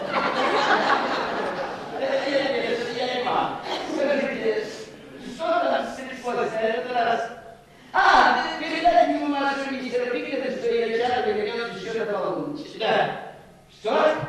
Нет? Так. А что сестра после делает в вашем номере? Ждет, когда я разденусь и приду, чтобы... Чтобы что? Чтобы предаться страсти. Кролик-маньяк.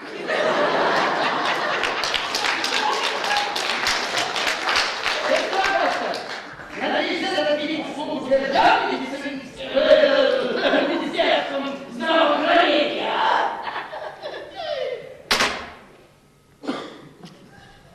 Это что? Шампанское, икра, устрицы предназначались для сестры Фостер, да? Да нет же! Для миссис Уилли! Но я же пытаюсь вам объяснить.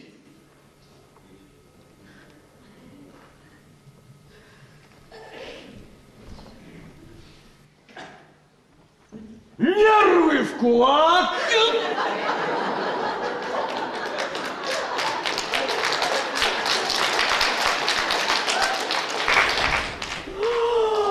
Боже!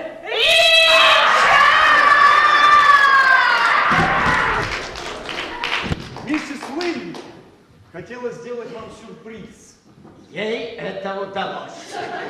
Отправьте ее поскорее домой, пока я не встретила сыщика или Рони. А вот и мы. Ваше снотворное.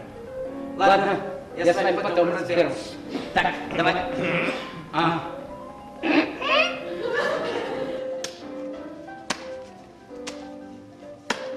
Все.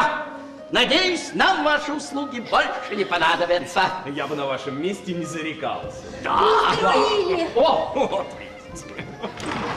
Мисс Морзи, ваш супруг просто вне себя. Вот, и премьер-министр тоже. О, Боже! Но если сюда явится еще премьер-министр, тут станет совсем тесно. Так, скажите, что случилось, мисс Уорзингтон? Там уже не дебаты, там какой-то ужас. Ну, говорите толком, что случилось? Но сперва-то ничего. Ну? Но потом премьер-министр начал нервничать. И тут один из наших встает и говорит: жаль, что премьер-министр не взял на эти дебаты своего мопсика, а то его сегодня и защитить-то некому. Мопсика? Мопсика? Он про вас, мистер Уилли. Но премьер-то глядит, а вас и правда нет. И тут он прям взбесился, даже под столом наступил на ногу министру обороны. Какой ужас. О, я смотрю, у вас тут жарко становится. Умолкните! Ну все, мне надо скорее обратно бежать, а то если наши узнают, что я вас предупредила, меня с работы выгонят. Вы ангел, Джейн. Я иду вместе с вами. Нет, не спорьте, там вы идите, а мистер Уилли останется, ему надо здесь кое-что уладить. Послушайте, я вспомнил, как оказался в этой гостинице. Черт, опять выскочила. Брат, тебе ж нельзя вставать, дорогой мой. Иди ложись. А что этот сыщик делает в вашей спальне? Не волнуйтесь, Джордж за ним присматривает. Так что ваш брат сыщик? Да исчезните вы! Так, идите уговорите. Уговорите брата выпить снотворное, а мы с Джейн возвращаемся в парламент. А с вами, юная леди, мы, кажется, знакомы. Не думаю. Нет, я точно уверен, что где-то вас уже видел. Конечно, видели. Это же супруга доктора Ньютона. Доктора Ньютона? Ну? Ты точно уверен, что меня зовут не Бен? Нет, ты мой брат Гарри. Вот это да! Да испаритесь! Знаешь, Ричард, а у меня почему-то нет такого чувства, что я твой брат. Это что, брат мистера Уилли? Так, давайте, Гарри, снотворное. И не уложите в постель, а когда он уснет, уберите все барахло из моего шкафа. Из нашей постели в вашем номере тоже. А я вернусь, как только смогу. Мистер Уилли, я, конечно, извиняюсь, но как это его брат может быть и вашим братом? Очень просто! Мать у нас у всех была одна! Ева! А у Джорджа, Фреда и Альберта был другой отец! Идите, присмотрите за братом! Иду, но знайте, я счастлив, что у меня был другой отец. Мистер Уилли, скорее! Давайте! Что такое? Что такое? Что? Они, вид у него безумный. Окно! Я, конечно, извиняюсь, что это Ронни, он за кого? За добрых или за злых? Самый злой. Иду.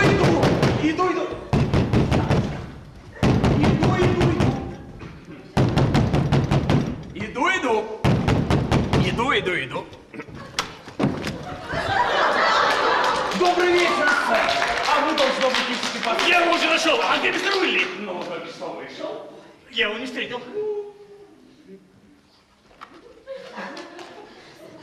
Ну, он обычно выходит через окно, да.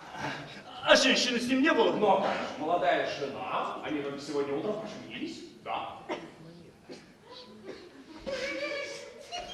Да. И что самое смешное, они все испарились, как только услыхали про какого-то Ронни. Если я кого-нибудь из них встречу, может быть, им что-нибудь передать, кто приходил? Ронни! Ронни, дорогой, Ронни, стойте вот так вот. Что же, стойте.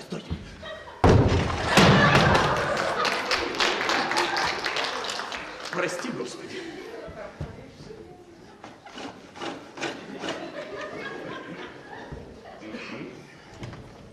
Злодей повержен.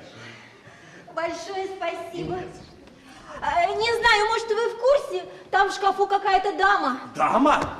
В полотенце. А разве это не ваша мать?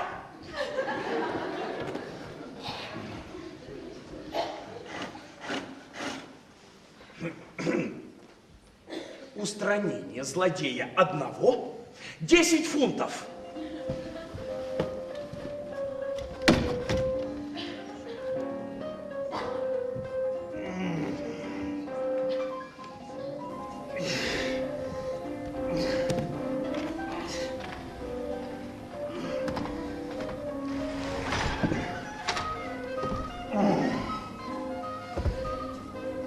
Ой, спина. Ну, пидем!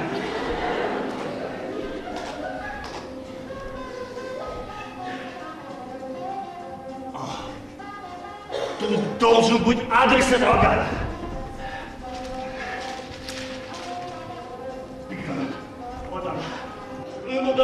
тренировок 25. Вы куда, Ронни? Домой к бегуну. А меня там нет. То есть я имел в виду, его там нет. Я же вам сказал, он плавал в бассейне. В бассейне плавал только один человек. Я! Это побеждает от удра. Вроде подождите. Пустите, доктор, я пойду к нему. Не стоит, постойте лучше Да здесь. я тебя поеду, я его дам. не Он получит то, чего... Ронни! Да что ж Я такое? прошу, Ронни!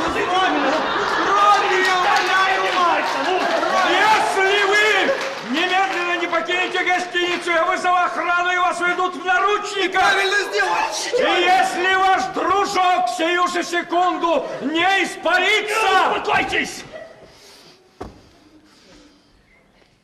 Уже испаряюсь. Ронни, прошу вас. Да прекратите! Пустите меня, что же вы мне... Отец, это что? Вспомнил, меня зовут Бен Вейкер. Вы же сказали, что он ушел! Видите ли, мой друг, тебе нужно срочно лечь в постель. Постель! Все, я иду за охраной! А! А ну-ка! Я думаю, частный детектив. А что это с ним? Так, чего особенного? Вы мистер Уорд. Эй, без вас знает, кто я такой?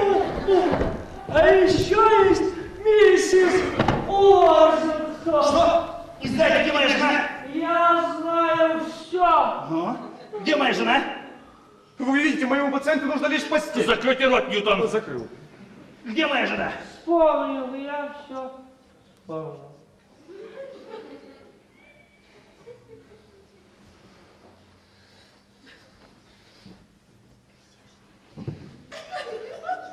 Поеду домой к Пигину и там их накрою.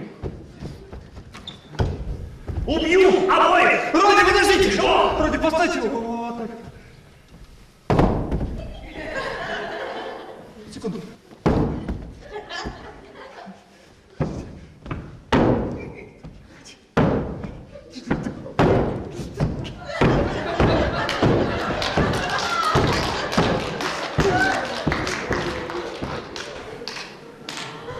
Еще один псих!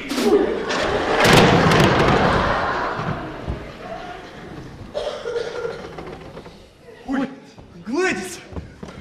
Глэдис, почему вы здесь? Я же сказал вам ждать в номере. Как вы шикарно выглядите. Благодарю вас. Вот, я нашла это на полу возле кровати. А, это одежда миссис Уилли. А где ваша одежда? Там же. Надеюсь, миссис Уилли там сегодня спать не будет. Да ну что вы! А ваша секретарша? А она уже ушла. Вы знаете что? Давайте так. Я сейчас... Ой! А это кто такой? А этот входит в обстановку. Да. Вы все-таки идите и ждите меня. Я эту одежду отнесу, а потом сразу же приду к вам. Вы только не сомневайтесь. Вы только вот надену, миссис Уилли.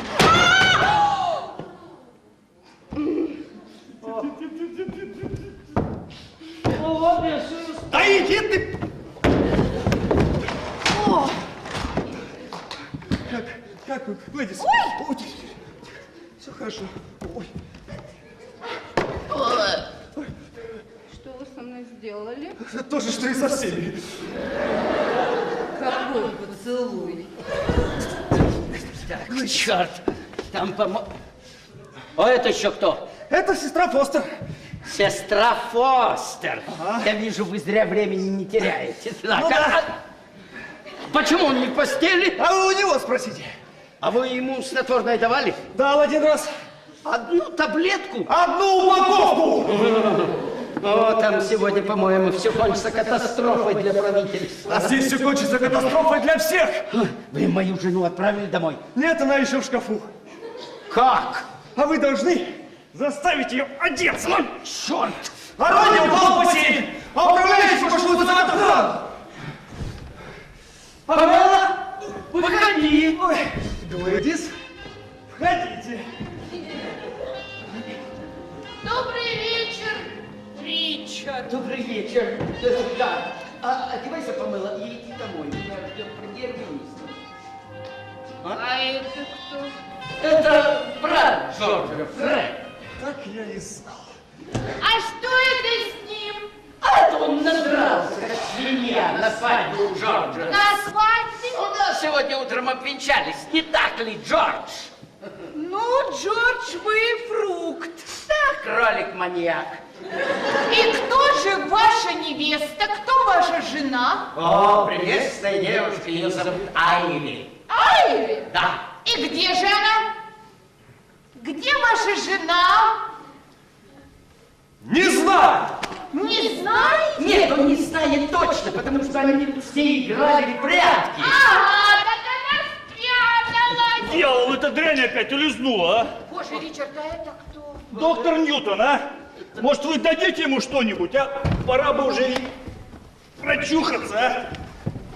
А все-таки интересно, куда могла спрятаться моя женушка, а? Рони тоже любит играть со своей женой в прятки. Кто он такой, этот Рони? Это родня со стороны невесты. Он женат на кузине Айви. Так, неплохо.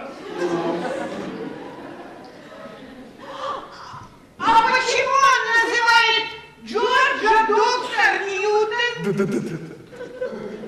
А я действительно, Джордж, почему он вас так называет?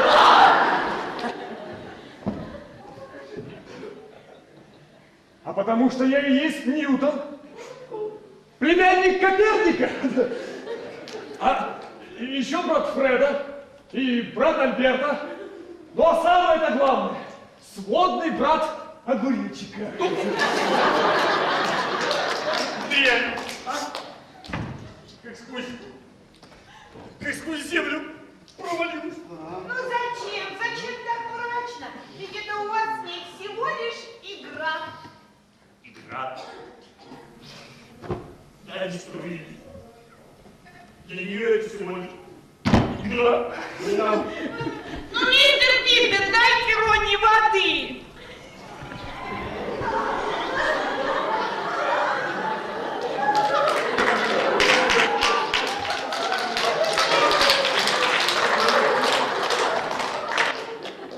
Питер? Так значит, этот мерзавец Питер? Ты? Да. Этот мерзавец Игорь, это я. Это ты делал все, чтобы моя жена оказалась в его постели. Погоди, Бог, я делал все, чтобы ничья жена там не оказалась. Да, Ронни, даже такой тип, как Джордж, вот, ну, не стал бы он заводить интрижку с кузиной собственной жены. Да ладно, бросьте его защищать. Какой еще кузиной? С кузиной жены. Ведь Айра и ваша жена кузины, не так ли? Айва? Ну, конечно, Айви, а кто же еще? Ну, Джордж, объясни ему.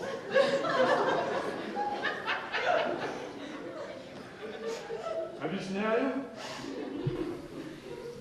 Значит так. У вашей жены есть мать, верно? Допустим. Вот. А у матери вашей жены есть сестра. А у этой сестры есть дочь, которую зовут Айва. Ну вот она, ну, в смысле, Айва, сегодня утром вышла за меня замуж. Понятно?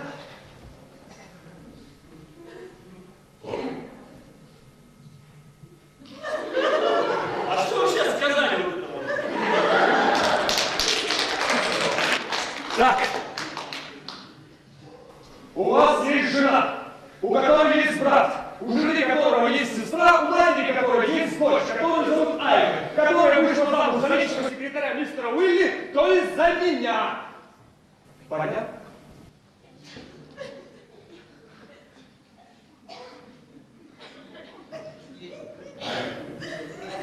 Не все. Сосредоточьтесь, Ронни. У вас есть жена, У которой есть брат, у жены которого есть сестра, у матери которой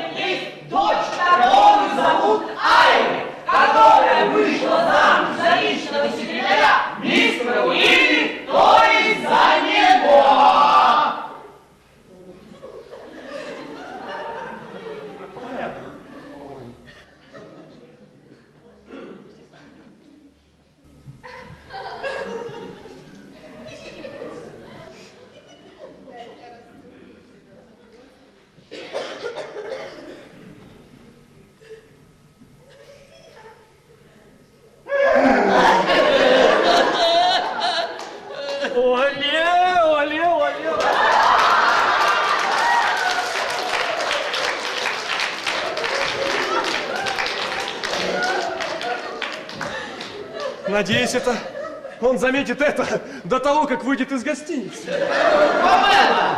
Памела, ну одевайся, меня премьер-министр ждет. Нет, я, пожалуй, останусь. Хочу увидеть Айве. Памела, ну Айве санитар. Она играет в прятки. А я хочу с ней познакомиться. А я не хочу, чтобы ты с ней знакомилась. Это еще почему? Потому что она мне не нравится. Да, Джордж, я нахожу вас невесту, ну, необаятельной и непривлекательной. По правде говоря, она редкая уродина. Да вы что? А по-моему, она ничего. Джордж, найдите ее, а! Мистер Уильям, я подумала, что должна вам сказать. У нас с Родни все в порядке. Это вам, ну и вам тоже. Мы с ним только столкнулись в коридоре, и я сразу поняла, что он мне очень обрадовался.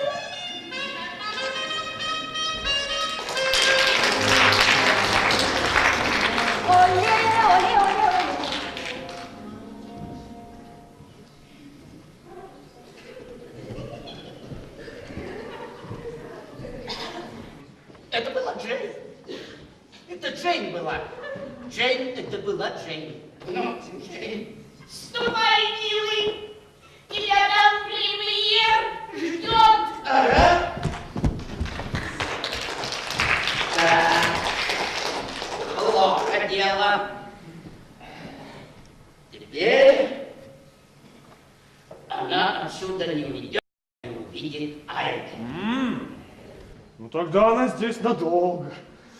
О! Джордж, ведь у нас есть Айве. Это как? В шкафу. Ну, мистер Уильям, я вам не позволил. Нет, Джордж, ну объясните сестре Фостер, что ей надо делать. Ну. Вам меня мало. Вам надо еще и ей жизнью гробить. Джордж. Это я, ваш личный официант. Я пришел, как только освободился. А вас никто не звал? А вам случайно не требуется миссис Айви Пиден? А откуда вы узнали? Подслушал. Мария, входи.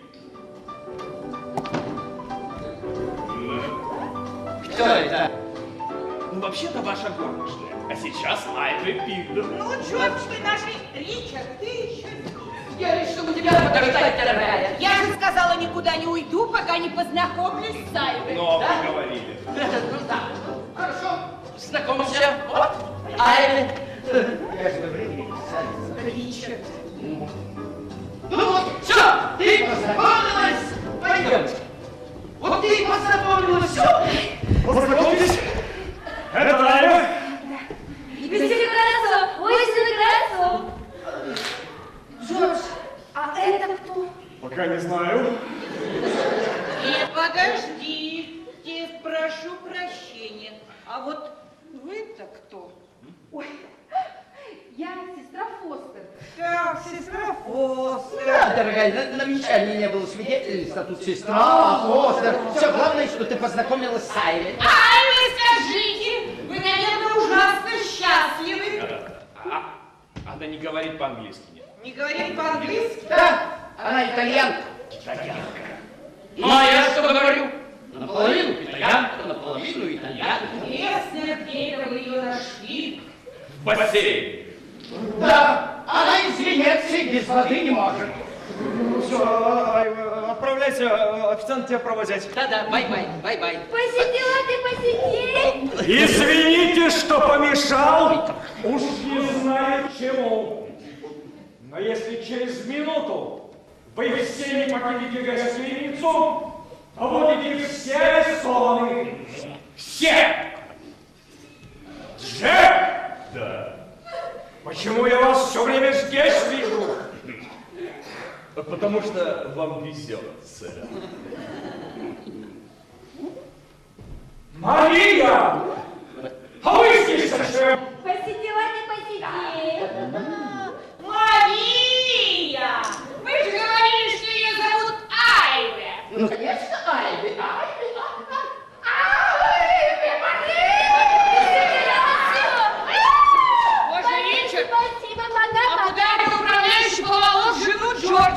Это древнеримские обычаи. Мистер Уилли! Пойдемте, дорогая. Все, нам уже надо идти. Мистер Уилли. Это мистер Пигден. Мистер Пигден? Будете должны.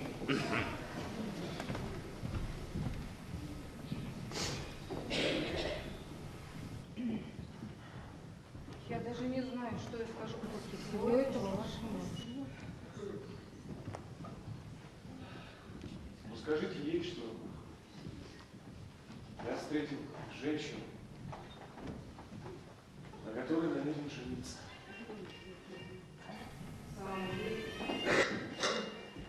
В самом деле. И кто же это позволит? Вы. Глэдис, это потрясающе! Джордж! Вы сегодня были на службе, великолепно, что мы будем, но я уверен! Глэдис!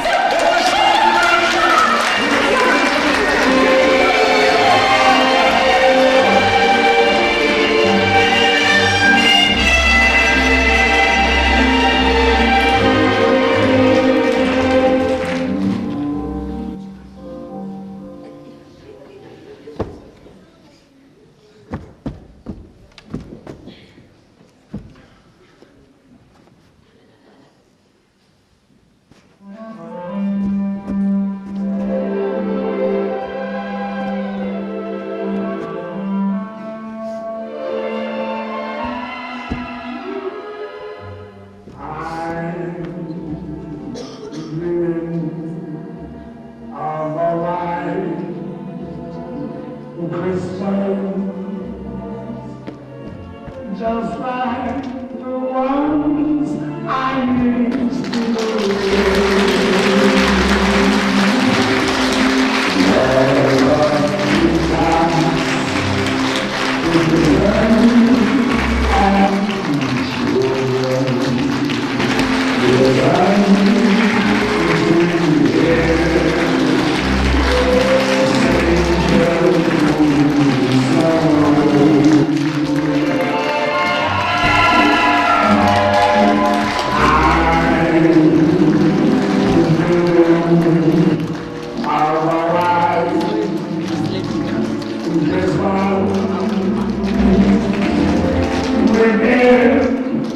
Christmas card.